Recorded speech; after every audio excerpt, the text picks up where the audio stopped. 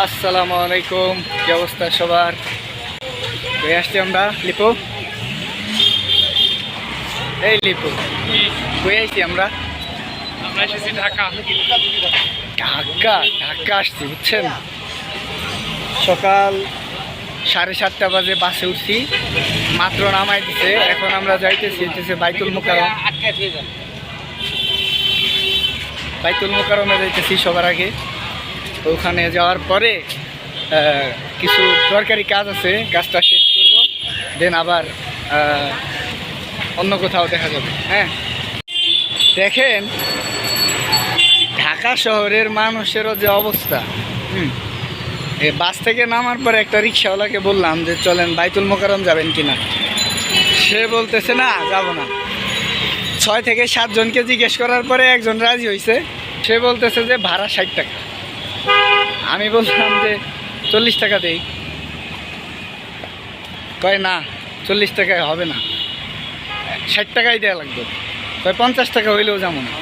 চিন্তা করলাম যে ওনারে 50 টাকা না দিয়ে হাইটা যাই, 5 মিনিট সময় লাগবে, হাইটা যাই 50 টাকা দিয়ে কিছু পেট ভরে খাইয়ে নেব।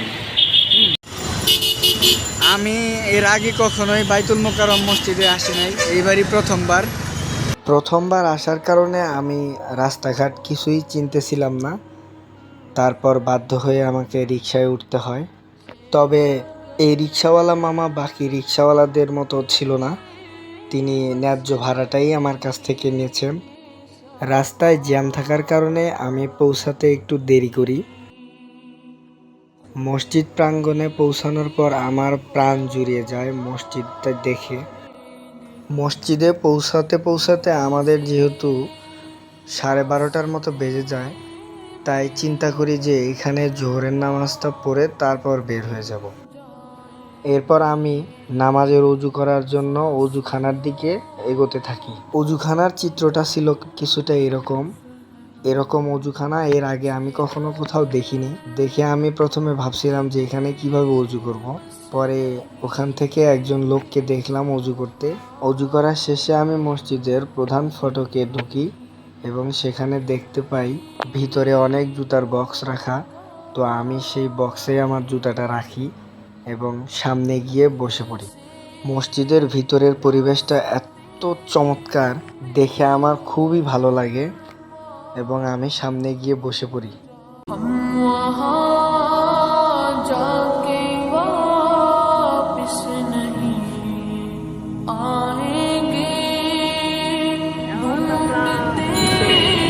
বাইতুল মোকাররম থেকে কমলাপুর রেল স্টেশনে যাওয়ার চেষ্টা করতেছি। শুনছি যে 2:30টার সময় ট্রেন আছে, এখন সময় 2:15। আল্লাহ ভালো জানে যে ট্রেন পাবো কিনা। মিস করলে তো মাশাল্লাহ, মিস করলেই শেষ, জীবন শেষ।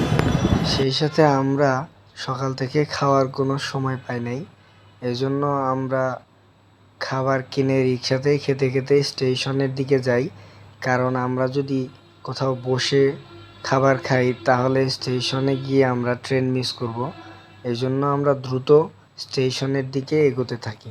স্টেশনে এসে দেখি যে লম্বা লাইন। তারপর এখান থেকে টিকিট কেটে আমরা প্ল্যাটফর্মের দিকে আগাই।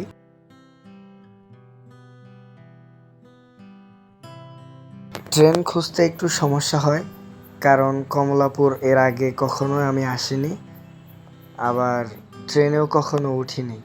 এই জন্য ট্রেন খুঁজতে আমার একটু সমস্যা হয়। পরবর্তীতে এক পুলিশ সদস্যকে জিজ্ঞেস করায় উনি আমাকে ট্রেন দেখিয়ে দেয় এবং আমি ট্রেনে উঠে পড়ি।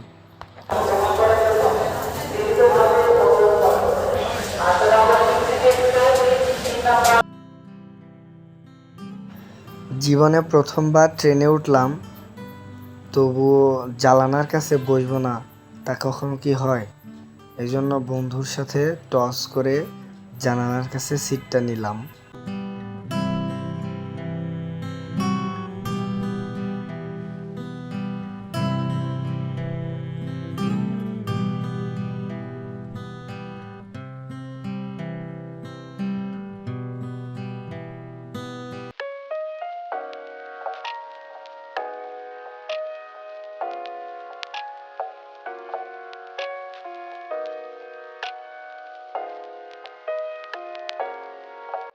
লাইফের ফার্স্ট টাইম ট্রেনে যাইতেছি, তাও আবার সিটে বসে।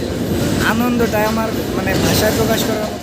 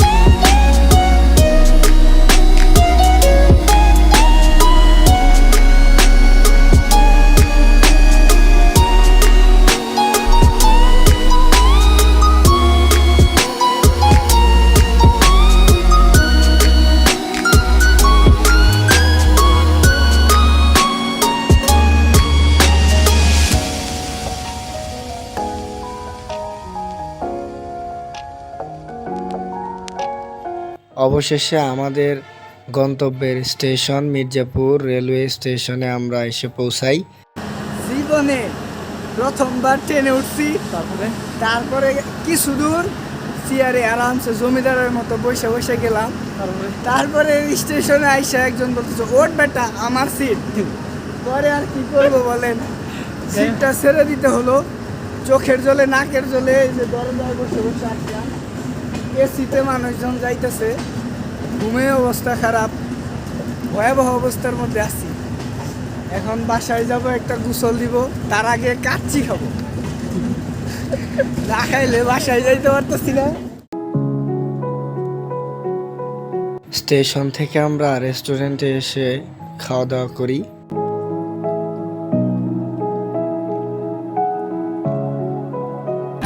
তো আজকে সারাদিন মানে আমাদের দুজনের উপর দিয়ে যা গেল কল্পনার বাইরে। আমি সারা রাত অফিস করছি, সকালবেলা থেকে যে বেরোইছি, এই যে এখন মির্জাপুর থেকে বাসায় ফিরতেছি। আর সারাদিন আমরা যা যা করলাম সব কিছুই তো আপনারা দেখতেই পাচ্ছেন।